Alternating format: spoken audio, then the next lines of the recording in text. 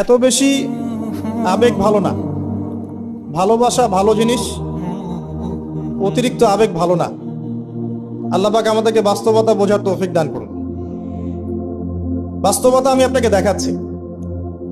বাস্তবতা হচ্ছে এই যে বাংলাদেশের 90% মুসলিম দেখবেন তার মধ্যে 90% 5 ওয়াক্ত নামাজ পড়ে না। এটা হচ্ছে আপনার বাস্তবতা। বাংলাদেশের যে কোনো মাহফিলে যাবেন, একটাই স্লোগান আমি শুনেছি, আল কোরআনের আলো ঘরে ঘরে জালো। সুন্দর কথা, কিন্তু আপনি খেয়াল করে দেখবেন ম্যাক্সিমাম পরিবারেই কোরআনের আলো জ্বালার মতো কোনো মানুষ নাই। আপনি জরিপ করে দেখবেন যে 90% মুসলিমের মধ্যে কতজন মানুষ বিশুদ্ধ করে কোরআন তেলাওয়াত করতে পারে। আপনি দেখবেন 80%ও পারে না। কিন্তু এই কোরআনের জন্য জীবন দিতে চায়, সেই বইটা সে অর্থসহ পড়তে পারে না। বাস্তবতা এক জিনিস, আর যা দেখছেন এগুলো আরেক জিনিস। এগুলোর মধ্যে কোনো মিল নাই। এগুলো বাস্তবতা। যারা নামাজ পড়ে 5 ওয়াক্ত, তাদের মধ্যে কতজন জামাতের সাথে নামাজ পড়ে সেটাও একটা বিষয়। এখানে গিয়ে পার্সেন্টেজ আরো কমে যাবে। যারা নামাজি ব্যক্তি তাদের মধ্যে কতজন রিজিক হালাল, এটা আরেকটা বিষয়। ঘরে ঘরে ঘুরে দেখবেন যে বেশিরভাগ মানুষের রিজিক হারাম। বেশিরভাগই। আমরাও কিরকম করে, এই যে ধরেন আপনি একটা মাদ্রাসা শিক্ষকতা করছেন, মাদ্রাসার একটা দায়িত্ব আছে আপনার। আপনি ধরে নিয়েছেন যে এই রিজিকটা আপনার হালাল, কিন্তু মাদ্রাসার দায়িত্ব পালন করতে গিয়ে যদি আপনি দায়িত্ব অবহেলা করেন, আপনার রিজিকটা হারাম। আপনি একজন মসজিদের ইমাম, মনে করছেন আল্লাহ আমাকে খুব পবিত্র রিজিক দিয়েছেন, মাশাআল্লাহ। আপনি যদি আপনার দায়িত্ব অবহেলা করেন, এই রিজিকটাও হারাম। আর নর্মালি তো আমরা সবাই সুদ খাচ্ছি, ঘুষ খাচ্ছি, দুর্নীতি করছি, মানুষের সম্পদ আত্মসাৎ করছি। এগুলো তো আমাদের সহজাত প্রবৃত্তি হয়ে গেছে। কোনো কোনো ক্ষেত্রে দেখা যায় উপর থেকে একটা হাতি আসে, উপর থেকে একটা হাতি আসতে আস্তে আস্তে আস্তে একটা মাছি হয়ে যায়। মাঝখানে হাতির ডালপালা, হাত পা টেনে হিঁচড়ে খাওয়া শেষ। এই সমস্ত রিজিক হারাম। ম্যাক্সিমাম রিজিক হারাম আমাদের। বাস্তবতা অনেক কঠিন। বাস্তবতায় গিয়ে দেখেন যে কতজন মানুষ যাকাত আদায় করে। নামাজি ব্যক্তিদের মধ্যে যারা ইসলাম বোঝে তাদের মধ্যে কতজন যাকাত দেয়। এটা আরেকটা মহামারী চলছে, যাকাত না দেওয়ার মহামারী। শুধু যদি যাকাতটা দিতেন ঠিক মতো, নিসাব পরিমাণ সম্পদ হয়ে গেছে, মালের যাকাত দিচ্ছেন, বাংলাদেশকে বহির্বিশ্বের কাছ থেকে ঋণ নিতে হতো না, একটা মানুষও না খেয়ে মারা যেত না। যাকাত আমরা দেই না, এখানে অমুসলিমদের কোনো ভূমিকা নাই, আমরাই যাকাত দেই না। বাংলাদেশে এমনও ব্যক্তি আছে যাদের যাকাত কালেক্ট করলে একজনের যাকাত থেকে 100টা পরিবার চলবে। এটা কালেক্ট করার কোনো সিস্টেম নাই, এবং সেই ইচ্ছাকৃতভাবে দিচ্ছে না, আমরাই দিচ্ছি না। আপনি সমাজে ঘুরে দেখবেন কতগুলো পরিবার আছে যেগুলোর মধ্যে পর্দার বিধান কায়েম আছে। বাস্তবতা খুব কঠিন। আর যা দেখছেন আইওয়াশ, শোডাউন, এগুলো দিয়ে ইসলামের বিজয় কখনো হবে না। যত বেশি আইওয়াশ করবেন, শোডাউন করবেন, বাড়াবাড়ি করবেন, তত ইসলামের নূর, বরকত, আল্লাহর রহমত, নুসরা সব উঠে যাবে। আর ইসলামিক ব্যক্তিত্বদেরকে নিয়ে তো মোটেই করা উচিত নয়। কারণ রিয়া বা অহংকার বলে একটা কথা আছে, যার কলবের মধ্যে যাররা পরিমাণ অহংকার থাকবে, এই ব্যক্তি জান্নাতে যাবে না। অহংকার মুক্ত থাকতে চায় আলেম ওলামা শ্রেণীর মানুষ, কিন্তু তাদেরকে নিয়ে মানুষের অতিরিক্ত বাড়াবাড়ির কারণে মনের মধ্যে অনেক সময় রিয়া, অহংকার চলে আসতে পারে। এর ফলে সেই ব্যক্তিও জাহান্নামের খোরাক হচ্ছে, বলে নাউজুবিল্লাহ। সূক্ষ্মতা আমি আপনাকে বোঝাচ্ছি। রাসূলুল্লাহ সাল্লাল্লাহু আলাইহি ওয়াসাল্লাম বলেছেন, অন্ধকার রাতে কালো পাথরের উপরে কালো পিঁপড়া হেঁটে গেলে যেমন টের পাওয়া যায় না, আমি আবার বলছি, অন্ধকার রাতে কালো পাথরের উপরে কালো পিঁপড়া হেঁটে গেলে যেমন দেখা যায় না, এভাবেই মনের মধ্যে অহংকার, রিয়া চলে আসতে পারে। যদি আসে, আমার জন্য জান্নাত হারাম, নাউজুবিল্লাহ। দ্বীন ইসলামের বেসিক জিনিসগুলো নিয়ে কাজ করে। আমি আপনাকে বেসিক জিনিস বোঝাচ্ছি।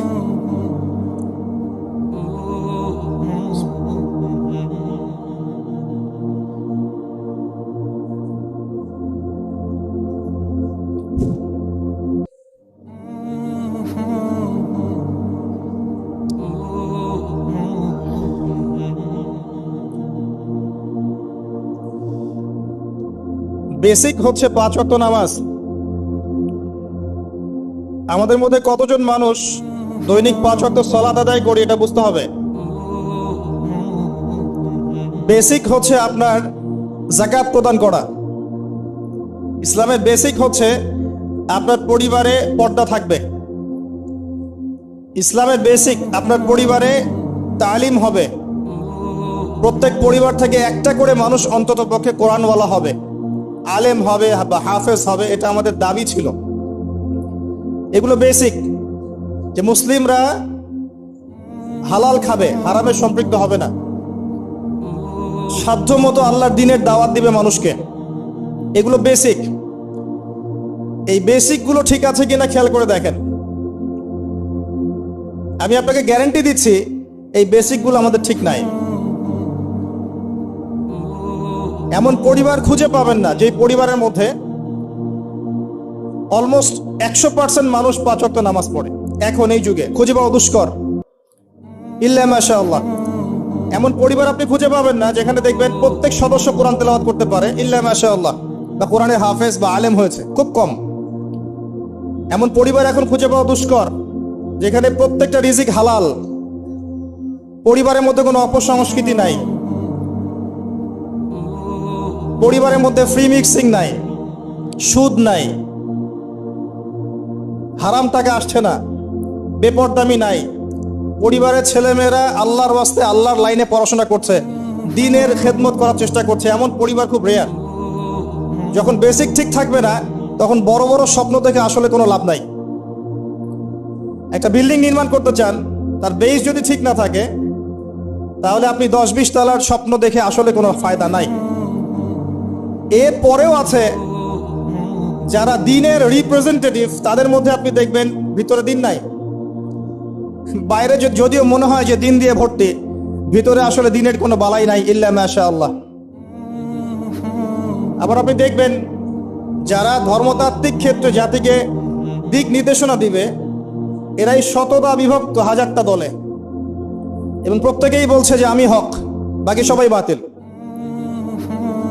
সিচুয়েশন খুব ক্রিটিক্যাল। এর উপরে আবার আছে সামাজিক অবক্ষয়, এর উপরে আবার আছে রাজনৈতিক সমস্যা, তার উপরে আবার আছে বৈশ্বিক ওয়ার্ল্ড অ্যাফেয়ার্সের প্রবলেম এবং ইকোনমিক স্যাংশন, অর্থনৈতিক দাসত্ব। সব মিলে বিশ্বের অবস্থা ভালো না।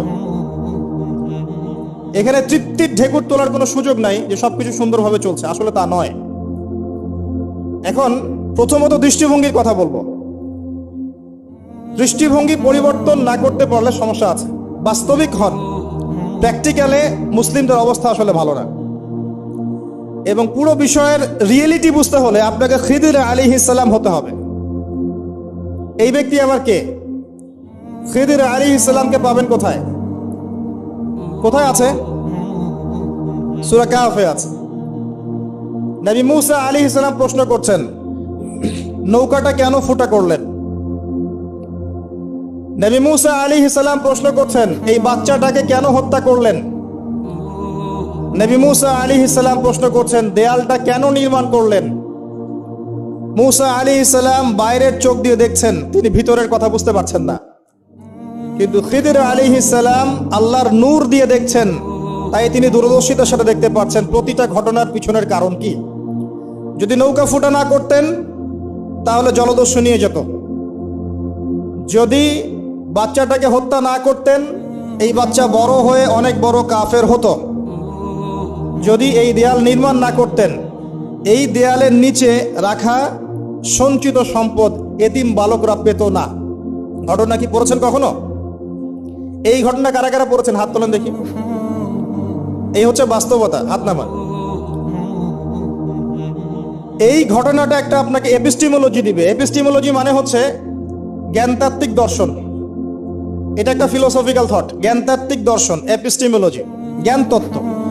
মুসা আলাইহিস সালাম বাইরের চোখ দিয়ে দেখছেন।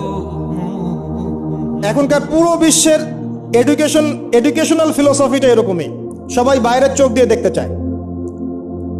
কিন্তু খিদির আলাইহিস সালাম ভিতরের চোখ দিয়ে দেখতেন। তিনি বুঝতে পেরেছেন কেন নৌকা ফোটা করতে হবে, কেন এই বাচ্চাকে হত্যা করতে হবে, আর কেন দেয়া দিনমার করতে হবে। এটা মুসা আলাইহিস সালাম বুঝতে পারেন নাই। অতএব এই বিশ্বে যদি আপনি প্রতিটা বিষয়ের সমাধান চান, সলিউশন ফাইন্ড আউট করতে চান, রিয়েলিটি বুঝতে চান, তাহলে আপনাকে এক চোখ দিয়ে দেখলে হবে না। শুধু বাইরের চোখ দিয়ে দেখলে আপনি সব বুঝতে পারবেন না, ফুল স্টপ। শুধু বাইরের চোখ দিয়ে দেখলে আপনি সব বুঝতে পারবেন না। আই রিপিট, শুধু বাইরের চোখ দিয়ে দেখলে আপনি সব বুঝতে পারবেন না।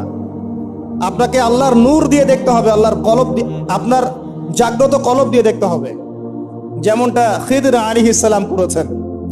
বাহ্যিক চোখ দিয়ে আপনি সব কিছুকে দেখলে মনে হবে যে বিশ্ব এগিয়ে যাচ্ছে, কিন্তু ভিতর দিয়ে দেখলে, আল্লাহর নূর দিয়ে দেখলে বুঝতে পারবেন বিশ্ব আগাচ্ছে ঠিকই, কিন্তু তার ধ্বংসের দিকে আগাচ্ছে। সময়ের জন্য অপেক্ষা করতে থাকেন, এক পর্যায়ে কথাগুলো বুঝে আসবে ইনশাআল্লাহ। হয়তো এখন মাথার উপর দিয়ে যাচ্ছে, ইল্লা মাশাআল্লাহ। আগে জ্ঞানতাত্ত্বিক দর্শনটা ঠিক করেন। আমাদের দর্শনটা এখন এমন যে চাক্ষুষ যা দেখব সেটাই সত্য, অথবা পরীক্ষা নিরীক্ষা পর্যবেক্ষণের মাধ্যমে যে সিদ্ধান্তে আসা যাবে সেটাই সত্য। এবং আমাদেরকে পশ্চিমা বিশ্ব এটাই শিখিয়েছে, পশ্চিমারা আমাদেরকে এটাই শিখিয়েছে।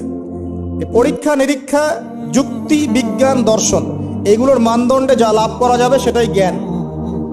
এর বাইরে জ্ঞানের কোনো অস্তিত্ব নাই। এই জন্যে আল্লাহ তারা বিশ্বাস করে না, কারণ আল্লাহকে দেখা যায় না, সিম্পল। মালায়েকা, ফেরেশতা তারা বিশ্বাস করে না, কারণ ফেরেশতাকে দেখা যায় না। জিন জাতিকে তারা বিশ্বাস করে না, কারণ তাকে দেখা যায় না। একইভাবে রূহ বা আত্মা, স্বপ্নের ব্যাখ্যা, আপনার ঘুম, আপনার কবরের আযাব, মিজান, পুলসিরাত, জান্নাত, জাহান্নাম, আগেকার আসমানি কিতাব, নবী রাসূলগণ, কাউকে দেখা যায় না। অতএব এগুলোর কোনো অস্তিত্ব নাই, এটা তাদের দর্শন। এবং এই ফিলোসফি দিয়ে সারা বিশ্ব এখন চলছে। লান নুমিনা লাকা হাত্তা নারাল্লাহা জাহরা, যেমনটা বনু ইসরাইল বলেছিল, সূরা বাকারার দিকে আছে প্রথম দিকে, হে মুসা, আমরা তোমার কথায় বিশ্বাস করব না যতক্ষণ না আল্লাহকে চাক্ষুষ দেখছি। কিন্তু Islamic philosophy different. Islamic philosophy হচ্ছে এমন, ওয়াকুলিল হাক্কু মির রাব্বিকুম, হক বা জ্ঞান, সত্য তোমার রবের পক্ষ থেকে আসে। ফালা তাকুনান্না মিনাল মুমতারিন, তুমি সন্দেহবাদীদের অন্তর্ভুক্ত হও না। সূরা কাফির 29 নম্বর আয়াতে আল্লাহ পাক আরো বলেছেন, ওয়াকুলিল হাক্কু মির রাব্বিকুম ফামান শাআ ফালইউমিন ওয়া মান শাআ ফালইয়াকফুর। হক আল্লাহর পক্ষ থেকে আসে, জ্ঞান আল্লাহর পক্ষ থেকে আসে, সত্য মিথ্যার মানদণ্ড আল্লাহর পক্ষ থেকে আসে, ন্যায় অন্যায়ের মানদণ্ড আল্লাহর পক্ষ থেকে আসে, মানুষের মস্তিষ্ক থেকে বের হয় না। আর আল্লাহর পক্ষ থেকে যা আসে তাকে যুক্তি, বিজ্ঞান, দর্শন এগুলো দিয়ে প্রমাণ করা যাবেই, এটা জরুরি না। এমন অনেক বিষয় হতে পারে আল্লাহর পক্ষ থেকে আসতে পারে, যেটাকে আপনি যুক্তি, বিজ্ঞান, দর্শন দিয়ে প্রমাণ করতে পারবেন না, কারণ এগুলোর সীমাবদ্ধতা আছে। আল্লাহর জ্ঞানের কোনো সীমাবদ্ধতা নাই। আমার কথা কি বোঝা যায়? কথাগুলো হয়তো ইয়াংরা বুঝতে পারবেন। আর আমি জানি লেকচার যত আগাবে মুরব্বীরা তত উঠে চলে যাবে, আমি এটা ফিল করেছি আর কি। কিন্তু আমি এটা বিশ্বাস করি, আগামী দিনের ইসলামের ধারক এবং বাহক হবেন যুবকরা ইনশাআল্লাহ, এবং যুবতীরাও, এবং আমাদের পরবর্তী জেনারেশন যারা আমাদের ছেলে বা মেয়েরা আসছে, আমাদেরকে তারা যদি খেদমত না হয়, কাজ না হয়, এবং আমরা যদি দায়িত্ব পালন করতে না পারি, আল্লাহ পাকের একটা সুন্নাহ আছে, সেটা হলো সূরা মুহাম্মাদের শেষের দিকে আছে, ইয়াস্তাবদিল কওমান গায়রাকুম, আল্লাহ পাক অন্য কওমকে তোমাদের জায়গায় নিয়ে আসবেন, তোমাদেরকে সরিয়ে দিবেন। আমার মতো অপদার্থ দিয়ে যদি কাজ না হয়, আল্লাহ পাক আমাদেরকে সরিয়ে দিবেন, দিয়ে অন্য বড় বড় স্কলার তৈরি করবেন ইনশাআল্লাহ। আল্লাহ পাকের সুন্নাহ আছে কিছু, ইন তানসুরুল্লাহ ইয়ানসুরকুম, তোমরা যদি আল্লাহকে সাহায্য করো, আল্লাহর দ্বীনকে সাহায্য করো, তবেই আল্লাহর সাহায্য আসবে, অন্যথায় আসবে না। আল্লাহ পাকের সুন্নাহ, আল্লাহর সুন্নাহ এগুলা। নাসুল্লাহা ফানাসিয়াহুম, মানুষ যদি আল্লাহকে ভুলে যায় আল্লাহ তাদেরকে ভুলে যাবে। এগুলো আল্লাহর সুন্নাহ। ইন্নাল্লাহা লা ইউগাইয়িরু মা বিকওমিন হাত্তা ইউগাইয়িরু মা বিআনফুসিহিম, আল্লাহ পাক কোনো কওমের অবস্থা ততক্ষণ পরিবর্তন করেন না যতক্ষণ তারা তাদের অবস্থা পরিবর্তনের চেষ্টা করে না। এগুলো আল্লাহর সুন্নাহ। তাই আমাদেরকে দিয়ে যদি কাজ না হয়, খেদমত না হয়, উম্মার যদি কোনো কল্যাণ না থাকে, আল্লাহ পাক আমাদের সবাইকে সরিয়ে দিবেন ইনশাআল্লাহ, এবং নতুন কওমকে নিয়ে আসবেন। এমন হতে পারে অমুসলিমদেরকে আল্লাহ পাক ইসলামের সৌন্দর্য দেখিয়ে, ইসলাম কবুল করিয়ে এইসব জায়গায় নিয়ে আসবেন, তারা দিনের খেদমত করবে ইনশাআল্লাহ। সংকীর্ণ মানসিকতা থেকে বের হতে হবে। ওই আব্বাসীয় খেলাফতের সময় যখন মঙ্গোলিয়ানরা আক্রমণ করেছিল বাগদাদকে, এই জায়গাটা ভালো করে বোঝেন। যখন মঙ্গোলিয়ানরা আক্রমণ করেছে বাগদাদকে, তখনও কিছু মানুষ বসে বসে ঝগড়া করছিল, বাহাস করছিল যে কাকড়া খাওয়া হালাল না হারাম। আমার কথা বুঝতে পারেন? কাকড়া খাওয়া হালাল না হারাম এটা নিয়ে বাহাস করছিল। অলরেডি মঙ্গোলিয়ানরা হামলা করে দিয়েছে। পুরো বৈশ্বিক প্রেক্ষাপটে আমরা এখন সেটাই করছি। পুরো বিশ্বের প্রেক্ষাপটে মুসলিমদের যে অবস্থা, এখন আমরা অভ্যন্তরীণভাবে এটাই করছি। কে হাত কোথায় বাঁধবেন, কে কোথায় পায়ে পা লাগাবেন কি লাগাবেন না, আস্তে আমিন বলবেন না জোরে বলবেন, তারাবির নামাজ সামনে তো আরেকটা বাহাস আসবে, 20 পড়বেন না 8 পড়বেন, ঈদের নামাজ কত তাকবীরে পড়বেন ইত্যাদি। যে মাসআলাগুলোকে নিয়ে সাহাবায়ে কেরামের যুগ থেকে শুরু করে ইখতিলাফ চলে আসছে, এগুলো নিয়ে আমরা কিয়ামত পর্যন্ত ইখতিলাফ করতেই থাকবো। বলেন ঠিক, তাই না? এটাই করছি আমরা, এবং সারা বিশ্বের প্রেক্ষাপটে আমাদেরকে আজকে চতুর্দিক থেকে গলার মধ্যে রশি পেঁচিয়ে টান দেয়া হয়ে গেছে, খালি ফাঁসির কাস্টে ঝোলা বাকি এখন আমাদের। উদাহরণটা এভাবে দিতে পারি আমি, যারা বোঝার তারা বুঝবেন ইনশাআল্লাহ। সমুদ্রের ধারে দাঁড়িয়েছেন কখনো? অনেকে দাঁড়িয়েছেন, ওখানে কিছু চোরাবালি থাকে, আছে চোরাবালি আছে। এই চোরাবালিতে কেউ যদি ডুবে যায়, দেখা যায় যে আস্তে আস্তে তার হাঁটু, তারপরে তার কোমর, তারপর বুক আস্তে আস্তে ডুবতে থাকে। আমাদের অবস্থাটা এখন এমন হয়েছে যে প্রথমে আমাদের উম্মাহ, এই দেহটা একটা চোরাবালিতে পড়েছিল, পরে তার প্রথমত টাকনু পর্যন্ত ডুবেছে। সে হাত পা ছোড়াছড়ি করছে, আমাকে বাঁচাও, আমাকে উঠাও। চারপাশে উম্মার অনুসারী মানুষরা ছিলেন, তারা বলছে নড়াচড়া করবেন না, নড়াচড়া করবেন না, নড়াচড়া করলে আরো ডুবে যাবেন, ওইভাবে থাকেন। উম্মাহ বেচারা এভাবেই ছিল। তারপর আস্তে আস্তে আস্তে আস্তে তার হাঁটু পর্যন্ত ডুবে গেল।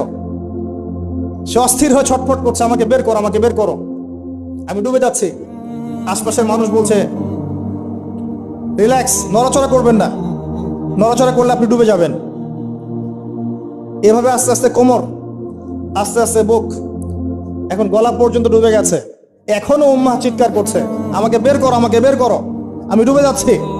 আশপাশের মুসলিমরা বলছে নড়াচড়া করতে যায় না, নড়াচড়া করতে যায় না, ওইটাও ডুবে যাবে। কে টেনে তুলবে একে এখন? যারা আশপাশে আছে এই দুরবস্থায় এবং এই দায়িত্ব পালন করে নাই, আল্লাহ পাক অচিরে তাদেরকে সরিয়ে দিবেন ইনশাআল্লাহ, কোনো সন্দেহ নেই। নতুন কোনো কওম আসবে ইনশাআল্লাহ, নতুন কোনো প্রজন্ম আসবে ইনশাআল্লাহ, যারা এই উম্মাহটাকে আবার তুলবে ইনশাআল্লাহ। এবং আমরা জানি, আমরা আখিরুজ্জামান স্টাডি করে দেখেছি যে বিশ্বের সামনে এমন সময় আসবে যখন ঈসা ইবনে মারিয়ামকে আল্লাহ পাক নামাবেন, এবং এই বিষয়ে কোনো সন্দেহ নাই। কথা বুঝতে পারেন নাই? পৃথিবীর কোনো শক্তি তাকে আটকাতে পারবে। হাদিস এভাবে এসেছে, তার চুলগুলো ছিল ব্রাউন কালার এবং অনেক কাঁধ পর্যন্ত লম্বা। চুলগুলো দিয়ে টপ টপ করে পানি পড়তে থাকবে, দেখে মনে হবে মুক্তা ঝরে পড়ছে। এত স্পেসিফিকলি কোন কিতাবে বলা থাকতে পারে, কোন রিলিজিয়নের মধ্যে থাকতে পারে ইসলাম ছাড়া?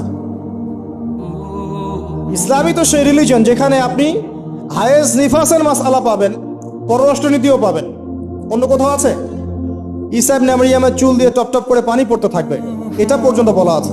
এবং আল্লাহ পাক বলেছেন, তার রাসূলের মাধ্যমে জানিয়েছেন সাল্লাল্লাহু আলাইহি ওয়াসাল্লাম, যে ঈসা ইবনে মারিয়াম প্যালেস্টাইনের বাবেলুদ নামক জায়গায় মসিহুদ দাজ্জালকে হত্যা করবে ইনশাআল্লাহ। এবং এখান থেকে ওই জেরুজালেম থেকে তিনি পুরো বিশ্বে ইসলামী খেলাফা বাস্তবায়ন করবেন।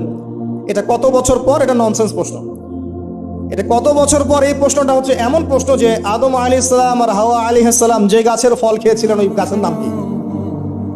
এই প্রশ্ন যেমন ভিত্তিহীন, ননসেন্স প্রশ্ন, এরকমই ননসেন্স প্রশ্ন হচ্ছে কত বছর পর এটা হবে। এটা দিয়ে আপনার কি দরকার? কত বছর পর হবে এ দিয়ে আপনি কি করবেন? আমি কি করব? কারণ আমরা তো অপদার্থ, আগাছা, আমাদের সাথে এগুলো সাথে কি? আমাদের তো বেসিকই ঠিক নাই। ঈসা ইবনে মারইয়াম এর হাতে আল্লাহ রাব্বুল আলামিন 40 বছর পৃথিবীর খেলাফা রাখবেন ইনশাআল্লাহ তাআলা। তখনকার যে প্রজন্মটা থাকবে, এই প্রজন্ম ইনশাআল্লাহ ওই চোরাবালিতে ডুবে যাওয়া উম্মাহকে টেনে বের করবে ইনশাআল্লাহ আযজা ওয়া জাল্লা। এখন সময়ের অপেক্ষা করে বসে থাকার জন্য আপনাকে পাঠানো হয়নি, আমাকে পাঠানো হয়নি। আল্লাহ পাক কিছু দায়িত্ব দিয়েছেন। প্রথমটা বলছিলাম আপনাকে জ্ঞান অর্জন করতে হবে, এবং জ্ঞান অর্জনের প্রথম ধাপ হচ্ছে আল কোরআন।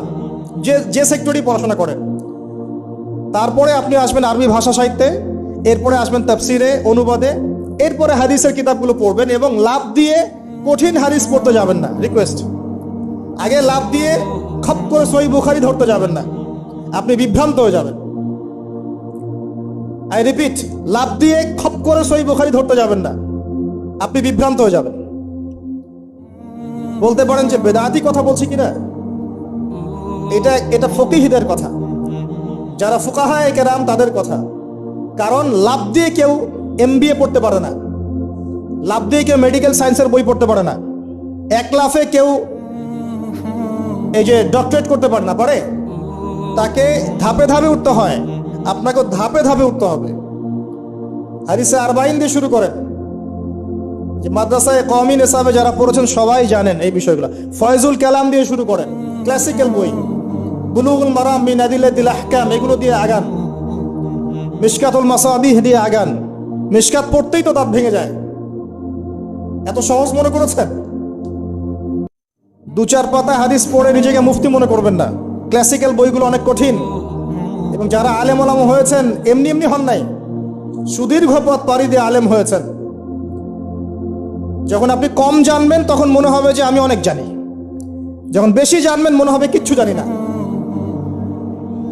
কথা বুঝতে চেষ্টা করেন। যখন কম জানবেন মনে হবে অনেক জানি, আমি পণ্ডিত, এটা হালাল, এটা হারাম, এটা জায়েজ, এটা নাজায়েজ। যত বেশি জানতে থাকবেন, যত বেশি আলেম ওলামার সোহবতে পড়ে থাকবেন, দেখবেন আপনি কিচ্ছু জানেন না। এবং যত দিন যাচ্ছে আমি নিজেকে এই জায়গায় ফিল করি যে আমি আসলে কিছুই জানি না। এবং আমি যেখানে বসে কথা বলছি, রাতের অন্ধকারে আমার কান্না আসে যে আমি যে এখানে বসে কথা বলছি, তাহলে উম্মার কি অবস্থা বোঝা আমার শেষ। কথা বুঝতে পারছেন না? এখানে বসা উচিত ছিল এমন মানুষের যাদের হাতে ইসলামের বিজয় হবে। সেখানে আমার মতো নগণ্য মানুষ বসে আছে, তার সাথে একটা ছবি তোলার জন্য মানুষ হুমড়ি খেয়ে পড়ছে। তারা চিন্তা করেন বাস্তবতা কি জিনিস। আল্লাহ পাক আমাদেরকে বুঝ দান করুন। প্রত্যেকটা ঘরে ঘরে একটা করে ইসমাইলের মতো ছেলে তৈরি করেন আলাইহিস সালাম। প্রত্যেকটা ঘরে ঘরে একটা ওমর এবং খালিদের মতো ছেলে তৈরি করেন। মারিয়াম, আয়েশা রাদিয়াল্লাহু আনহুমা তাদের মতো করে মেয়ে তৈরি করেন। আজকে থেকে 50 বছর পর একটা রেজাল্ট পাবেন ইনশাআল্লাহ। ইসলামের বিজয় হুট করে হবে না। আল্লাহ পাকের সিস্টেম, সুন্নাহ হচ্ছে আল্লাহ পাক হঠাৎ করে কিছু করেন না। রাত থেকে দিন হয়, ধীরে ধীরে হয়। দিন থেকে রাত হবে, ধীরে ধীরে হবে। ধাপ করে রাত হয় না, ধাপ করে দিন হয় না। আর আমরা এটা আশা করে বসে আছি যে ধাপ করে মনে হয় ইসলাম বিজয় হয়ে যাবে, জি না? ঈসা ইবনে মারইয়ামের সেই সময় আসতেও দেখবেন অনেক পর্যায়ে পার হবে। বিশ্ব এই অবস্থা থাকবে না, 1/3 মানুষই থাকবে না, ডেড। এবং কে জানে আগামী 10 বছর মধ্যে নাও থাকতে পারে, আল্লাহু আলাম। যা শুরু হয়েছে বিশ্বে, যারা আমাদেরকে হিউম্যানিটি শিখাতো, এক সময় মানবতা শিখাতো, এরাই দেখবেন এখন অমানবিক আচরণ করছে। এটা ওপেন সিক্রেট।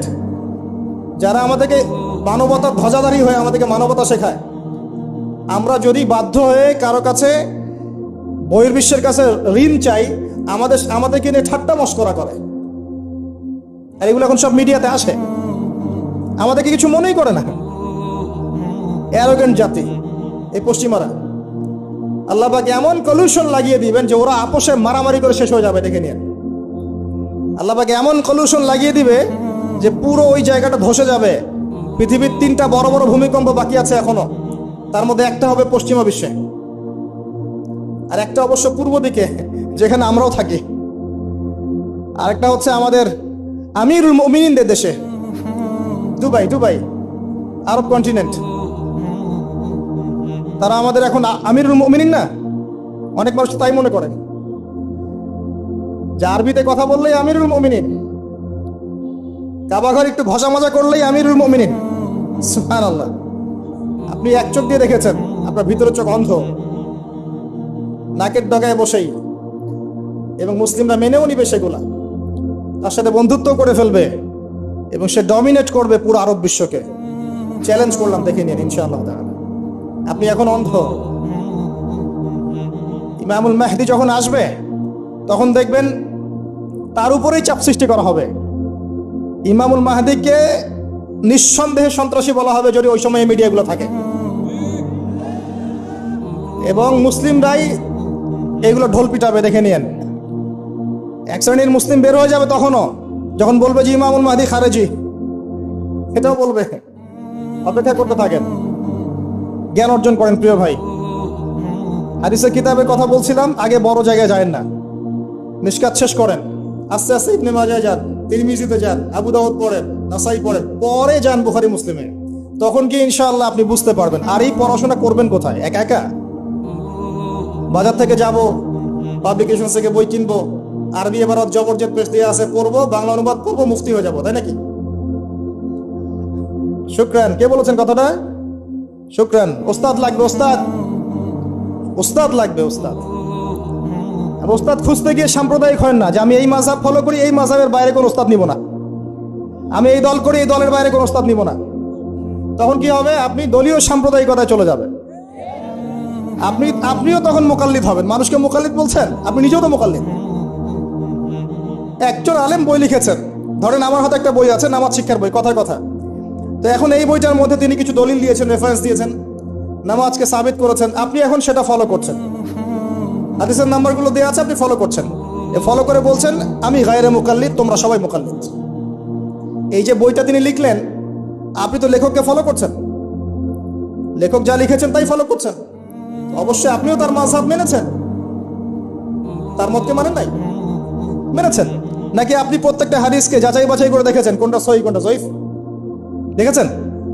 তাহলে আপনি তার মত মেনেছেন, আর মত তো মানতেই হচ্ছে। এই মতটুকু না মানলে তো আমি দিন বুঝতেই পারবো না। পারবো? আমরা কি সবাই স্কলার, মুস্তাহিদ? আমরা কি সবাই ইস্তেহাদ করার যোগ্যতা রাখি? তাহলে নিঃসন্দেহে এমন মানুষের কাছে যেতেই হবে যিনি ইস্তেহাদ করার যোগ্যতা রাখেন। তিনি যখন গবেষণা করে একটা ফতোয়া দিবেন, আমি সেই ফতোয়াটাকে সর্বোচ্চ আমার সাধ্যমতো মেলানোর চেষ্টা করতে পারি এবং অন্যান্য আলেমদের কাছে শরণাপন্ন হতে পারি যে আপনারা এটার ব্যাপারে কি মত দিচ্ছেন। কিন্তু আমাকে তো সাধারণ মানুষ হিসেবে আলেম ওলামার কাছে যেতেই হচ্ছে এবং মাযহাব মানতেই হচ্ছে। বিষয়টা এমন নয় যে আমি সরাসরি কোরআন সুন্নাহকে মানতে পারি কি? কোরআন এবং সুন্নাহর প্রত্যেকটা জিনিস বোঝার সরাসরি যোগ্যতা আমার আছে? যদি না থাকে তাহলে মাধ্যম লাগে না? এই মাধ্যমটা কি নাজায়েজ? এই জায়গায় তো আমরা সমস্যায় ভুগছি। নিজে নিজে পণ্ডিত হয়ে যাই আর নিজে নিজে বিভিন্ন দল উপদল খুলে বসে থাকি, মানুষকেও আহ্বান করতে থাকি, আর যে আমার আহ্বানে সাড়া দেয় না তাকে বলে দেই তুমি খারেজি।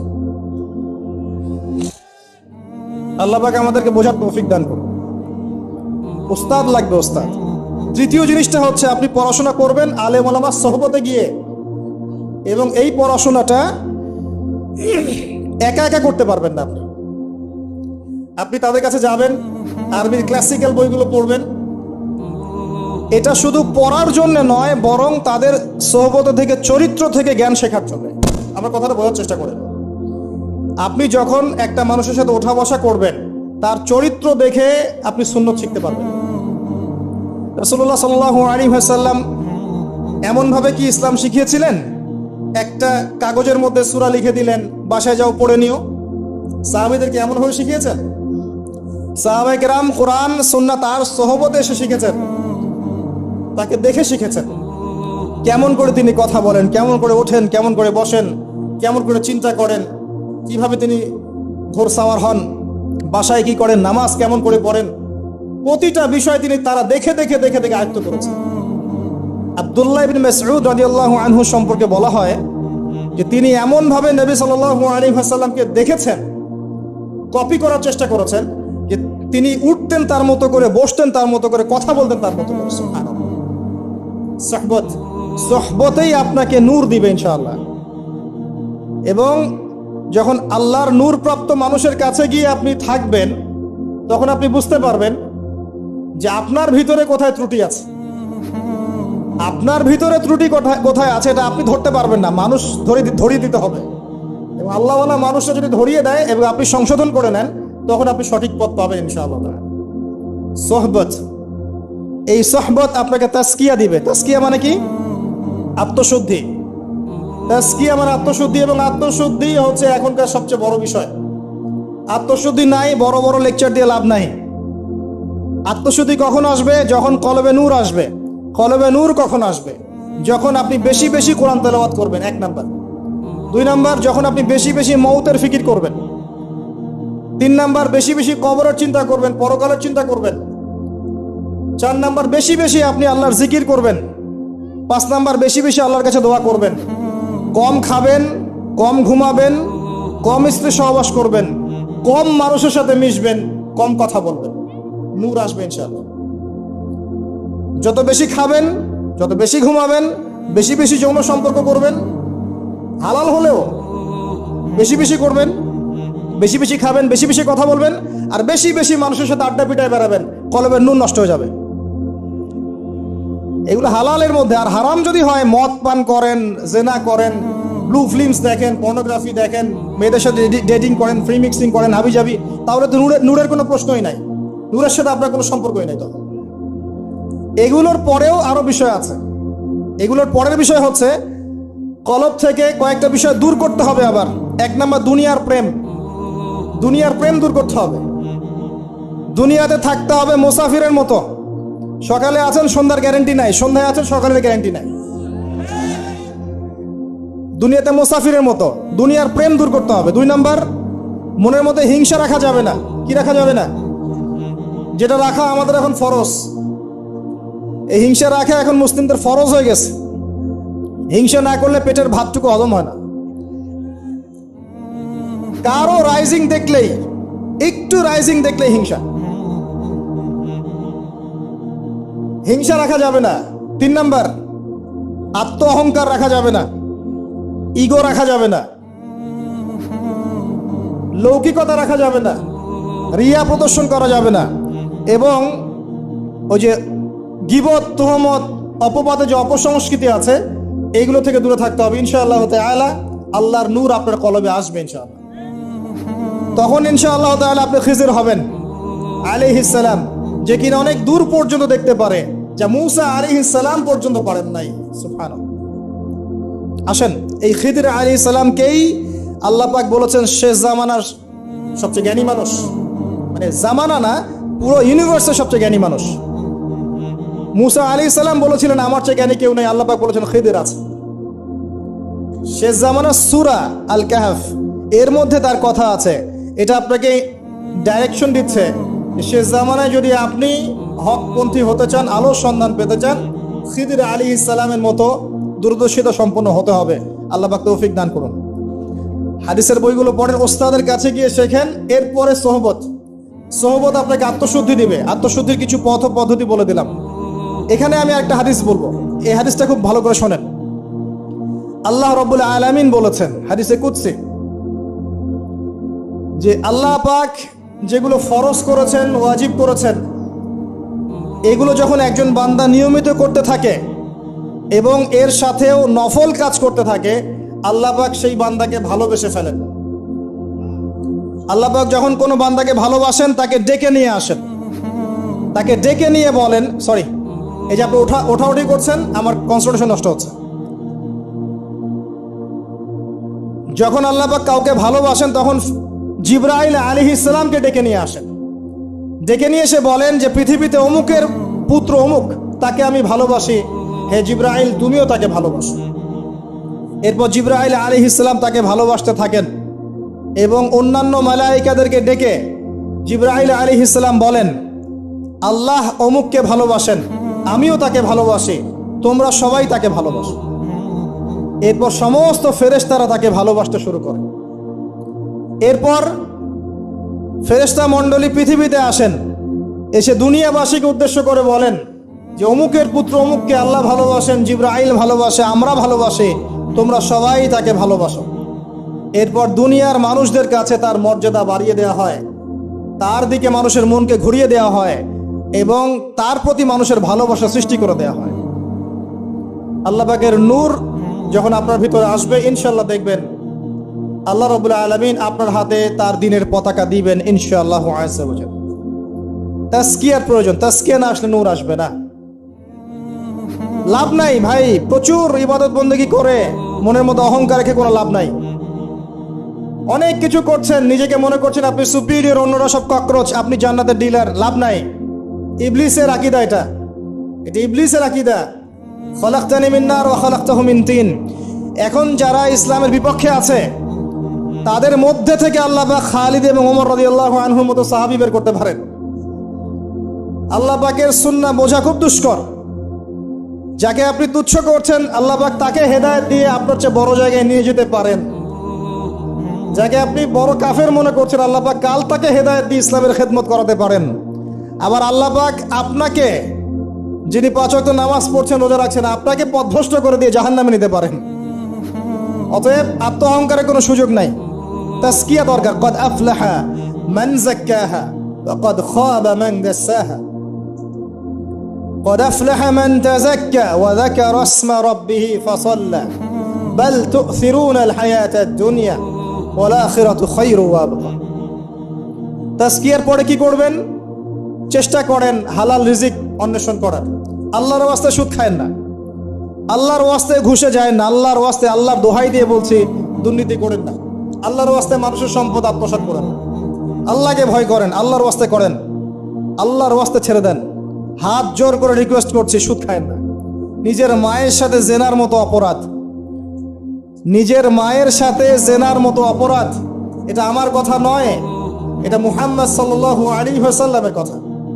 যাকে কবরে আপনাকে দেখানো হবে, যিনি আপনার জন্য সুপারিশ করবেন কাল কিয়ামতের মাঠে, যিনি আপনার জন্য হাউজে কাউসারের পানি নিয়ে দাঁড়িয়ে থাকবেন, আপনার উসওয়াতুল হাসানা, সেই মুহাম্মদ সাল্লাল্লাহু আলাইহি ওয়াসাল্লামের কথা সুদ খেও না। এর সর্বনিম্ন পাপ নিজের মাকে বিয়ে করা, নিজের মায়ের সাথে জেনা করা। কেউ যদি এই সমাজে নিজের মায়ের সাথে জেনা করে থাকে, কালকে সকালে রাস্তায় বের হয়, আপনি চাইবেন তাকে রজম করে মেরে ফেলতে, চাইবেন না? এই কাজ দিব্যি আমরা করছি। সর্বোচ্চ পাপ সুদের, আল্লাহ এবং তার রাসূলের সাথে যুদ্ধ করা। অনেক দিন আয়াতটা বলেছি, আবারও বলছি, শোনেন কি, কারণ কিছু মানুষের কানে ঢুকতেই চায় না কথা। আল্লাহ পাক বলেছেন, ইয়া আইয়ুহাল্লাযীনা আমানু, হে মুমিনগণ, ইত্তাকুল্লাহ, আল্লাহকে ভয় করো। ওয়া যারু মা বাকিয়া মিনার রিবা, সুদের অবশিষ্ট অংশগুলো ছেড়ে দাও। ইন কুনতুম মুমিনিন, যদি প্রকৃতপক্ষে মুমিন হয়ে থাকো। ওয়া ইল্লাম তাফআলু, যদি তোমরা এই কাজ না করো। শুনেন আল্লাহর কথা, আল্লাহ বলছেন যদি তোমরা এই কাজ না করো, ফাযানু বিহারবিম মিনাল্লাহি ওয়া রাসূলিহি, তাহলে আল্লাহ এবং তার রাসূলের সাথে যুদ্ধের ঘোষণা শুনে রাখো। The path is yours, choose your path. রাস্তা আপনার, আপনি চুজ করেন কোন পথে আপনি যাবেন। কেউ বাধ্য করবে না আপনাকে। লা ইকরাহা ফিদ্দিন, দিনে কোনো বাড়াবাড়ি নাই।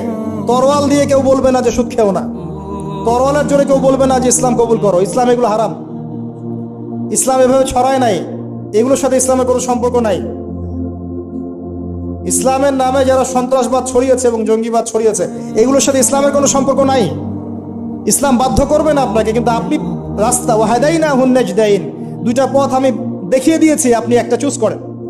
ইম্মা শাকিরা ওয়া ইম্মা কাফুরা, ইচ্ছা হলে আপনি কুফরি করেন, ইচ্ছা হলে কৃতজ্ঞ হন। আল্লাহ বলেছেন সুদ খেও না, নিজের মায়ের সাথে জেনা করা, আল্লাহ এবং তার রাসূলের সাথে যুদ্ধ করা। আপনি পথ চুজ করেন। একটা টাকা যদি হারাম থাকে রিজিকে, আপনার ইবাদত কবুল হবে না। সে যেই হোক, দাড়ি টুপি পাগড়ি জুব্বাওয়ালা মানুষও যদি সুদ খায়, জায়েজ হয়ে যাবে না। পৃথিবীর সমস্ত মানুষ যদি ভোটাভুটি করে যে সুদ হালাল, হালাল হয়ে যাবে না। পরিবারের হালাল রিজিকের ব্যবস্থা করেন। অনেক মানুষ দেখা হয়, কথা হয়, মেসেঞ্জারে টেক্সট করে, হোয়াটসঅ্যাপে নক করে। বড় চাকরি করতো, 60,000, 70,000, 80,000 টাকা বেতন পেত, তখন রিজিকে বরকত ছিল না। ছেড়ে দিয়েছে, চায়ের দোকান দিয়েছে, এখন রিজিকে বরকত আছে। আজকেও একজনের সাথে দেখা হয়েছে, তিনি ইউএস বাংলা এয়ারলাইন্সে কাজ করেন। আমাকে বলছেন, ভাই, মুরব্বী মানুষ, আমার পরিবারের সদস্য সংখ্যা বেশি ছিল, হারাম জবে ছিলাম, সুদ খেতাম, সুদি এনজিওতে কাজ করেছি, আপনার লেকচার শুনেছি, আলহামদুলিল্লাহ, আল্লাহ পাক শুনিয়েছেন তাকে, এখানে আমার কোনো ক্রেডিট নাই। তিনি ছেড়ে দিয়েছেন, এখন এখানে কাজ করেন। আমি বললাম, পরিবারে কি কোনো সমস্যা হয়, রিজিকে বরকত আছে না? তিনি বলছেন, এখন বারাকার শেষ নাই। বলছে, কেউ অসুস্থ হয় না পরিবার আমার এখন, আগে ডেইলি অসুস্থ হতো। আমার টাকা চুরি চামারি হয় না, আগে আমার টাকা আত্মসাৎ হয়েছে। বরকত কি জিনিস আপনাকে বুঝাই, বরকত চোখে দেখা যায় না। আপনি হালাল রিজিকে থাকেন, দেখবেন আপনার পরিবারের মানুষ কম অসুস্থ হচ্ছে, খরচ কমে গেল, আপনার সম্পদ চুরি ডাকাতি হচ্ছে না, নিরাপদ আছে। আপনার অল্প রিজিক আল্লাহ রহমত বরকত ঢেলে দিলেন, অল্প খেয়ে আপনি তৃপ্ত, মেডিসিনের খরচ নাই, অসুস্থতার খরচ নাই, আজে বাজে কোনো খরচ নাই, কারণ আপনি হালাম খাচ্ছেন না। বরকত চোখে দেখা যায় না, এটা বুঝতে হয়। আবার দেখবেন মাসে কোটি টাকা আর্ন করছেন, এই যে বড় একটা ক্যান্সার, এই যে কিডনি ড্যামেজ, এই যে ব্লাড চেঞ্জ করতে হচ্ছে, একটা রোগ শেষ হচ্ছে আরেকটা শুরু হচ্ছে, বাবার অসুখ, মায়ের খয়রি বা শাররি, সবই গায়েব। অদৃশ্য বিশ্বাসের নামই তো ঈমান। তো বরকত রহমত কি দেখা যাবে? দেখা যাবে না। রূহ বা আত্মাকে দেখেছেন? আপনার শরীরে নাই। এভাবেই আল্লাহ রহমত বরকতে বিশ্বাস করতে হবে। আল্লাহ পাক ইনশাআল্লাহ তাআলা আপনার হালাল অল্প রিজিকে বারাকা দিবেন ইনশাআল্লাহ। আল্লাহর ওয়াস্তে দুর্নীতি করেন না, আল্লাহর ওয়াস্তে করেন না। আমি বলি, একটা হাদিস শোনাই। আমরা তো দায়িত্ব পেলে অনেক খুশি হই। রাসূলুল্লাহ সাল্লাল্লাহু আলাইহি ওয়াসাল্লাম বলেছিলেন, হে আবু যার, তুমি কখনো 2 জন ব্যক্তির দায়িত্ব নিতে যেও না। যদি 2 জন ব্যক্তির দায়িত্ব নাও, যেন তোমাকে ছুরিবিহীন জবাই করে ফেলা হয়েছে, কারণ প্রত্যেককে তার দায়িত্ব সম্পর্কে জিজ্ঞাসা করা হবে। আমরা তো খুশি হই। রাসূল সাল্লাল্লাহু আলাইহি ওয়াসাল্লাম বলেছেন, তোমরা কি জানো সবচেয়ে বড় মিসকিন কে? সবচেয়ে বড় মিসকিন কে? দরিদ্রকে? সাহাবীরা বলছেন, আমরা তো মনে করি যার কাছে অর্থ সম্পদ কম সেই বড় মিসকিন। আল্লাহ রাসূল বলছেন, ভুল। শোনো, সবচেয়ে বড় মিসকিন সেই ব্যক্তি যে ব্যক্তি পরকালে অনেক নেকি নিয়ে উঠবে, নামাজ, রোজা, হজ, যাকাত, ওমরা, হজের নেকি, বিশাল বিশাল নেকি। এরপরে সে দেখবে সামনে মানুষ দাঁড়িয়ে আছে, কারো গীবত করেছে, কাউকে তহমত দিয়েছে, কাউকে অপবাদ দিয়েছে, কারো টাকা চুরি করেছে, কাউকে অন্যায়ভাবে জুলুম করেছে, কাউকে পিটিয়েছে, কারো সম্পদ লুট করেছে ইত্যাদি। তখন আল্লাহ পাক বলবেন, শোধ করে দাও। কিভাবে শোধ করা হবে? ফেরেশতারা জিজ্ঞাসা করবেন, আল্লাহর পক্ষ থেকে হুকুম আসবে, এই ব্যক্তির নেকিগুলোকে ওদের আমল নামে কনভার্ট করো, বলছি শেয়ার ইট পাস করে দাও। ওটা আরো বড় টেকনোলজি হবে ইনশাআল্লাহ তাআলা। বলার সাথে সাথেই আপনার নেকি আমার নেকি দেখা যাবে চলে গেছে, নাউজুবিল্লাহ। এবার সব নেকি শেষ। এবার কি হবে? অর্ডার আসবে, তাদের গুনাহগুলোকে এই ব্যক্তির আমল নামে চাপিয়ে দেওয়া হবে। এরপর আল্লাহ পাক বলবেন, ইকরা কিতাবাক, পড়ো তোমার কিতাব, ওয়া কাফা বিনাফসিকা আল-ইয়াওমা আলাইকা হাসিবা, আজকে তুমি তোমার হিসাব নেওয়ার জন্য যথেষ্ট। এই কিতাব আর ডান হাতে আসবে না, ঘুরে আসবে। ওয়া আম্মা মান উতিয়া কিতাবাহু বিশিমালিহি ফাসাউফা ইয়াদউ সুবুরা, তখন সে মউতকে ডাকতে থাকবে, হায় আজকে আমার একটা মৃত্যু দিয়ে কাজ হবে না, 1000টা মউত আমার দরকার। সুবহানাল্লাহ, ইন্না লিল্লাহি ওয়া ইন্না ইলাইহি রাজিউন। এই হচ্ছে তাদের পরিণতি যারা অন্যের সম্পদ আত্মসাৎ করে খাবে। আল্লাহ পাক আমাদেরকে বোঝার তৌফিক দান করুন, এবং মানুষের সাথে জড়িত হক যাদের থাকবে, আল্লাহ পাক যেন আমাদেরকে মানুষের সাথে জড়িত কোনো হক না রাখেন, পবিত্র অবস্থায় দুনিয়া থেকে নেন। আল্লাহুম্মা আমিন। মানুষের অবস্থানকেই ভালোবাসে। মানুষ কখনোই মানুষের অন্তঃসত্ত্বাকে ভালোবাসে না। অবস্থান আপনার ভালো, আপনার পিছনে মানুষের অভাব থাকবে না। আজকে আপনার ক্ষমতা আছে, পাওয়ার আছে, খ্যাতি আছে, ইত্যাদি আছে, মানুষ দেখবেন পিছনে ঘুরঘুর করছে, এবং এরা কিন্তু সবাই সবার স্বার্থেই ঘুরঘুর করছে। এর বাইরে আল্লাহ পাক কিছু মানুষের মনে আল্লাহর পক্ষ থেকে মহব্বত দেন, এটা আলাদা বিষয়। এটা শুধু ধার্মিকদের ক্ষেত্রেই সম্ভব। ওই 2 ব্যক্তি যারা আরশের ছায়া পাবে, যারা একে অপরকে আল্লাহর ওয়াস্তে মহব্বত করেছে, তাই না? অতএব আল্লাহর পক্ষ থেকে একটা মহব্বত থাকে, এটার কোনো স্বার্থ থাকে না, নিঃস্বার্থ ভালোবাসা। এটা টোটালি নিঃস্বার্থ ভালোবাসা, কোনো স্বার্থ নাই। কিন্তু দুনিয়ার ভালোবাসা স্বার্থিক, স্বার্থপর।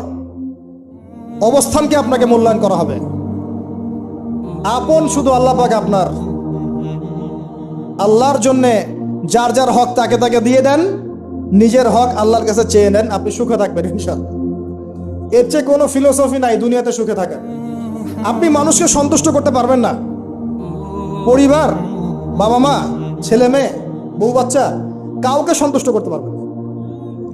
100% আপনি কাউকে সন্তুষ্ট করতে পারবেন না। সারা জীবন করে যাবেন, আপনার বিরুদ্ধে অভিযোগ থেকেই যাবে। শুধু আল্লাহ রাব্বুল আলামিন অপেক্ষা করে বসে আছেন। এই বসে আছেন কথাটাকে আবার ভাইরাল করে বিতর্কিত করেন না। এই বসে আছেন বুঝিয়েছে আল্লাহ পাক অপেক্ষা করছেন। মুশকিল মিডিয়ার সামনে কথা বলা, বলবো একটা তালগোল পাকিয়ে বানাবে আরেকটা। এই কারণে আমি মিডিয়া এখন পছন্দ করি না। প্রয়োজনে আমি মাঠে ময়দানে জুমার খুতবা দিব, আমার কোনো দরকার নাই মিডিয়ার, কোনো প্রয়োজন নাই আমার। কিছু অফিসিয়াল রাখা হয়েছে এই কারণে, যাতে এই কথাগুলো এর মধ্যে ভালোটুকু মানুষের কাছে পৌঁছে যায়, খারাপটুকু আমরা মুছে ফেলে দিব। ভালো, আমার খারাপের দরকার নাই। আর এগুলো করে করে মানুষের ক্ষতি করেছি আমরা অনেক। দিন দিন আলেম ওলামাদের সংখ্যা এই বাংলার মাটি থেকে কমে গেছে। যে কথাটা বলছিলাম, হক দিয়ে দেন, আপনি আপনার হক আল্লাহর কাছে চেয়ে নেন। মানুষকে আপনি সুখী করতে পারবেন না। আল্লাহ পাক অপেক্ষা করছেন আপনার জন্য। আপনি কখন তওবা করে তার দিকে ফিরে আসবেন, দেন আল্লাহ পাক আপনাকে মাফ করে দিবেন ইনশাআল্লাহ।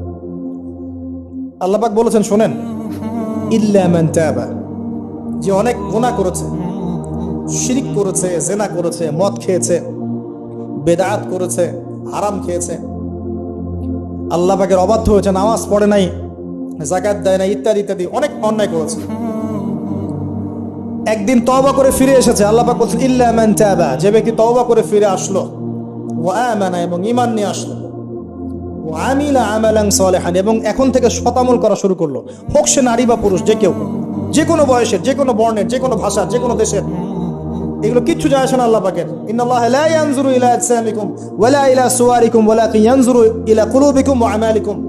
আল্লাহ পাক শুধু কলব দেখেন, আমল দেখেন, রক্ত মাংস বর্ণ এগুলো দেখেন না। আল্লাহ পাক ফিরে এসেছে, আমল, ঈমান এনেছে, আমল সালেহ করেছে। আল্লাহ পাক বলেছে, উলাইকা, এরাই তারা, ইউবাদদিলুল্লাহু সাইয়্যাতিহিম হাসানাত, এরাই সেই ব্যক্তি যাদের সমস্ত গুনাহকে আমি আল্লাহ নেকি দিয়ে পরিবর্তন করে দেব ইনশাআল্লাহ। আল্লাহ অপেক্ষা করছেন আপনার জন্য। আপনার কাছে আসার গল্পটা হোক আল্লাহর কাছে আসার গল্প। এই জেনার কাছে আসার গল্প দিয়ে কোনো লাভ নাই। আল্লাহ পাক যেটা বলেছেন, লা তাকরাবুজ জিনা, জিনার কাছেও যেও না। আপনি দেখবেন এখন বলা হচ্ছে জেনাটাই হচ্ছে কাছে আসার গল্প। আমি বলি শোনেন, নিমের ডাল দিয়ে দাঁত মাজেন, নিম গাছের ডাল আছে না, নিমের ডাল দিয়ে দাঁত মাজেন, এই পেস্ট ছেড়ে দেন, বয়কট করে ফেলেন, দেখবেন কয়দিন পর ক্ষমা চাবে যে ভুল হয়ে গেছে, আমরা এগুলা অ্যাড বানাবো না। আমরা যে নরম সরম মানুষ, কোনো ইনিশিয়েটিভ নিতে পারি না, এই জন্য চড়া হয়ে বসে থাকি। প্রতিটা সেক্টরেই দুর্নীতি চলছে। এই যে কাছে আসার গল্পের নাম দিয়ে মানুষকে জেনা করাচ্ছে। যুবক যুবতী স্কুল লাইফ থেকে, মাহরাম, গায়রে মাহরাম, এই গায়রে মাহরামের সাথে স্কুল লাইফ থেকে শুরু হয়। স্কুল লাইফে পড়ছে ক্লাস 8, 9, 10। ক্লাস 8, 9, 10 এর মেয়েরা, ছেলেরা এখন অ্যাডাল্ট। এরা এমন কিছু করে যে আপনার কল্পনাও নাই। এই বয়সেও তো সব পাপ করা শেষ। এগুলো সাক্ষী আপনারাই, আমার উপর আমাকে ভালো মন্দ বলেন না, এগুলো সাক্ষী আপনারা নিজেরাই। নিজেদের ঘরগুলো দেখেন। আর সবচেয়ে বড় কথা হচ্ছে, ঘরের মানুষ কিন্তু কথা শোনে না। দেখবেন আপনি সারা দুনিয়ায় দিন কায়েম করে ফেলছেন, দিনটা, আর আপনার ঘরটা হচ্ছে নূহ আলাইহিস সালামের মতো। দেখবেন বউ কথা শোনে না, স্বামী, ছেলে কথা শোনে না। এটাই বাস্তবতা। কিন্তু নূহ আলাইহিস সালামের ঘটনা মনে নাই? 950 বছর দাওয়াত দিয়েছেন, শেষে গিয়ে বলেছেন, রব্বি আন্নী মাগলুবুন ফান্তাসির, আল্লাহ আমি পরাজিত হয়ে গেছি, আমাকে সাহায্য করো, আমি আর পারছি না। আল্লাহ পাক আযাব নাজিল করে দিলেন, তিনি পার হয়ে গেলেন না। ছেলে পার হয় না, ছেলে বলে আমি পাহাড়ে উঠে যাব, পাহাড় আমাকে সেভ করবে। নূহ আলাইহিস সালাম বলছেন, আজকে কেউ সেভ করতে পারবে না আল্লাহর আযাব থেকে। একটু পরে একটা ঢেউ এসে বাপ বেটার মাঝখানে পার্থক্য করে দেবে। ছেলে ডুবে মরে গেল, তার স্ত্রী পর্যন্ত ঈমান নিয়ে আসলো না। আল্লাহর কাছে হাত তুলে দোয়া করছেন, আল্লাহ আমার ছেলে, আমার আহাল, আমার পরিবার। আল্লাহ ধমক দিয়ে বলছেন যে লাইসা মিন আহলিক, সে তোমার পরিবারের কেউ না। দেখবেন আপনি মাশাআল্লাহ দিনদার, আপনার ভিতরে ইসলাম স্ট্যাবলিশ করা ডিফিকাল্ট। মানুষ এখন খুব ব্যক্তি সচেতন, নিজের মনে যা চাবে সেটাই করবে। আর আনুগত্যকে তারা দাসত্ব মনে করে। কথা বুঝেন? আনুগত্য করাকে দাসত্ব মনে করে। আমি দাসত্ব করব কেন? আল্লাহ এবং তার রাসূল এবং স্বামী পরিবার কর্তাদের আনুগত্যটাকে তারা দাসত্ব মনে করে। অতএব সুখে থাকার মূল মন্ত্র এটাই আপনার, যার যার হক তাকে তাকে দিয়ে দেন, নিজের হক আল্লাহর কাছে চেয়ে নেন, আপনি সুখে থাকবেন ইনশাআল্লাহ। আল্লাহর জন্য বাঁচেন, আল্লাহর জন্য খান, আল্লাহর জন্য পড়েন, আল্লাহর জন্য দিন কায়েম করেন, আল্লাহর জন্য আপনি ইবাদত করেন, আল্লাহর জন্য মারা যান, ইনশাআল্লাহ আল্লাহ আপনাকে জান্নাত দিবেন। আর আল্লাহর কাছে আমরা সবাই একা একা ফিরে যাবো। ইন্না লিল্লাহি ওয়া ইন্না ইলাইহি রাজিউন। একা একা একজন একজন করে হিসাব নেবেন আল্লাহ পাক। তখন আমার সাথে কেউ থাকবে? আপনার সাথে কেউ থাকবে? ইন্তেকালের পরে 40টা দিন অপেক্ষা করেন না, মানুষ মনে রাখে? রাখবে না, কাউকে রাখবে না। এটাই দুনিয়ার বাস্তবতা। দুনিয়া বড় নিষ্ঠুর। আর এগুলোর বাস্তবতা আপনারা যত দিন যাবে তত দেখবেন, উপলব্ধি করবেন। একদম কাঠামো ভেঙে যাবে, ফ্রি মিক্সিং দিয়ে, হারাম রিজিক দিয়ে, আপনার এই যে অপসংস্কৃতি দিয়ে পরিবারের কাঠামোই ভেঙে যাবে, সমাজের কাঠামো ভেঙে যাবে। মানুষ দেখবেন আত্মহত্যা করে মারা যাবে বেশি বেশি। বাবার খোঁজ নিবে না সন্তান। কিয়ামতের আলামত আছে, আনতাইলি দালামাতু রাব্বাতুহা। দাসী মনিবকে জন্ম দিবে, মা বাবার সাথে দাস দাসীর মতো আচরণ করা হবে। টাকার জন্য, সম্পদের জন্য মানুষ ভাইকে হত্যা করবে, বোনকে হত্যা করবে, ছেলে বাবাকে হত্যা করবে, মাকে হত্যা করবে। এগুলো সব কিয়ামতের আলামতের হাদিস। এগুলো আপনি বাস্তবতা মিলিয়ে দেখেন, 100% মিলে যাবে। এগুলো চলছে এখন। এই জায়গায় আমি বলবো আত্মকেন্দ্রিক হন। একটা আয়াত শোনাচ্ছি আপনাকে, আমার খুব পছন্দের একটা আয়াত। এবং আল্লামা তাকি উসমানীর নাম শুনেছেন? আমার জানা মতে বিশ্ব বরেণ্য আলেমদের একজন। তিনি একটা গোটা বই লিখেছেন, পুরা বইটাই একটা আয়াতের উপরে। বইটা পড়েন, আপনার কাছে মনে হবে বইটার প্রতিটা কথা আপনার জন্য লেখা হয়েছে। তাসকিয়া, আত্মশুদ্ধি, আত্মশুদ্ধি ও তাসাউফ। ওই বইয়ের প্রথমে টাইটেল, একটা হেডলাইন আয়াত আছে, ইয়া আইয়ুহাল্লাযীনা আমানু, হে মুমিনগণ, আলাইকুম আনফুসাকুম। নিজের নফসের খবর নাও, নিজের নফসের খবর নাও, নিজে ঠিক হও। মান লা ইয়াদুররুকুম মান দাল্লা ইন ইহতাদাইতুম। যারা পথভ্রষ্ট হয়ে যাচ্ছে বা গেছে, এদের পথভ্রষ্টতা তোমাদের কোনো ক্ষতি করবে না যদি তোমরা হেদায়েতের উপর থাকো। এর চেয়ে বড় কোনো মেডিসিন নাই। এই আয়াতের মধ্যে সব কিছু আছে, আমাদের সমস্যা এবং আমাদের সলিউশন। আমাদের সমস্যা হচ্ছে আমরা পরের দিকে বেশি চোখ তুলি, আঙ্গুল তাকাই, তোমার এটা ঠিক নাই, তোমার এটা ঠিক নাই, তোমার আকীদা ঠিক নাই, তোমার আমল ঠিক নাই, তোমার তাসকিয়া ঠিক নাই, তোমার রিজিক ঠিক নাই, ইত্যাদি ইত্যাদি। নিজের দিকে এতবার আঙ্গুল আমরা তুলি না। আমার আকীদা ঠিক আছে কিনা, আমার মানহাজ ঠিক আছে কিনা, আমার আমল বেদাত মুক্ত কিনা, আমার রিজিক ঠিক আছে কিনা, আমার পরিবার ঠিক আছে কিনা, আমার নফসে আত্মশুদ্ধি আছে কিনা, আমার ভিতরে হিংসা আছে কিনা, গীবত আছে কিনা, তোহমত দেই কিনা, অহংকার আছে কিনা, এগুলো আমাকে চিন্তা করতে হবে। আলাইকুম আনফুসাকুম, নিজের নফসের খবর নাও। এই নফস নিয়ে আল্লাহর কাছে যেতে হবে। এই একটা আয়াত যদি বুঝে আসে, আপনার প্রবলেম সলভ। এখানে সমস্যা হচ্ছে আমরা আগে মানুষের সংশোধন চাই, কিন্তু আল্লাহ বলছেন আগে নিজেকে সংশোধন করো। নিজে আগে সংশোধিত হও, একটা বাতি থেকে 1000টা বাতি জ্বলবে ইনশাআল্লাহ। আর নিজেকে সংশোধন করতে না পারলে আমি বাতি জ্বালাতে পারবো না। তো ইভেন এখানে বসে আমি যে কথাগুলো বলছি বা বলবো বা বলা হয়, যারা বলে, তারা নিজেরা যদি সেগুলোর উপর আমল না করে, এই কথার কোনো তাসির হবে না আপনার উপরে। আপনি শুনবেন, এক কান দিয়ে ঢুকবে, আর এক কান দিয়ে বেরো যাবে, বাসায় গিয়ে ঘুমিয়ে যাবেন।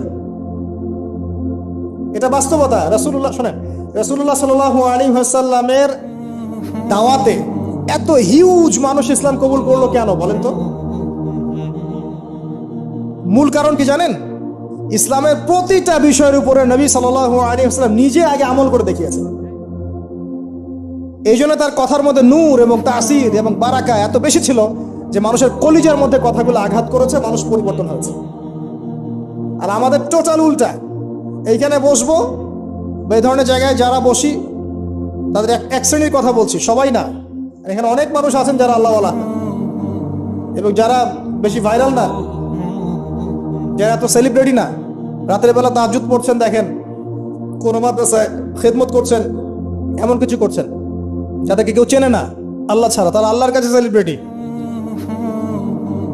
এখানে টোটালি উল্টা, আমরা বলি যেটা সেটা নিজেরা করি না, আর সেটা করি যা বলি না। আমি আপনাদেরকে বলি, আমি যা জানি তা 30-40% আমি আপনাদেরকে বলতে পারি না, ভয়ে বলি না। আর আমি যা বলি তার 100%-এর মনে হয় 50-60-70% আমি করতে পারি না। নিজেদেরকে নিয়ে শঙ্কিত আমরা যে কি হবে। তো এই আয়াতের উপর আমল ছাড়া আমাদের কোনো গতি নাই। ইয়া আইয়ুহাল্লাযীনা আমানু, হে মুমিনগণ, আলাইকুম আনফুসাকুম, নিজের নফসের খবর নাও। লা ইয়াদুররুকুম মান দাল্লা ইন ইহতাদাতুম, তোমরা যদি হেদায়েত প্রাপ্ত হয়ে থাকো, ওদের পথভ্রষ্টতা তোমাকে ক্ষতি করবে না। ইসলামের শত্রুদের কথা বাদ দেন, আগে নিজেকে ঠিক করেন, নিজে থেকে ঠিক করেন। নিজেরা নামাজি হন আল্লাহর ওয়াস্তে, আল্লাহর ওয়াস্তে হালাল খান, পরিবার ঠিক করেন, জ্ঞান অর্জন করেন, আল্লাহর ওয়াস্তে দিনের কোনো খেদমতের চেষ্টা করেন, আপনার জানমাল সময় শ্রম দিয়ে আল্লাহর ওয়াস্তে কিছু করেন, দেশকে কিছু দেন, রাষ্ট্রকে কিছু ভালো কিছু দেন, উম্মাকে কিছু ভালো কিছু দেন, আপনার প্রতিভা দিয়ে মানুষের কল্যাণ করেন, মানবতার কোনো খেদমত করেন।